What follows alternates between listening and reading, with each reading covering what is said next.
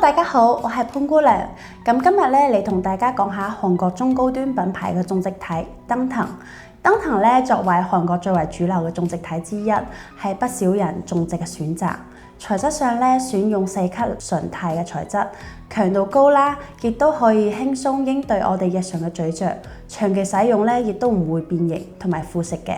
佢係一個獨特嘅一個 SLAR 嘅技術，促進我哋咧骨細胞嘅再生長啦，讓我哋種植體更快喺牙槽骨當中穩固落嚟。咁再加上咧，佢係一個雙螺紋同埋追延設計，醫生咧操作方面，咁再增加咗一個初期嘅穩定性，提高種植成功率。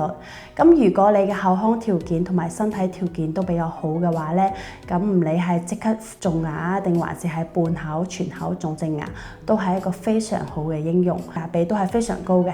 咁如果咧喜歡本期嘅內容，可以喺底下訂閱、留言同埋分享點讚。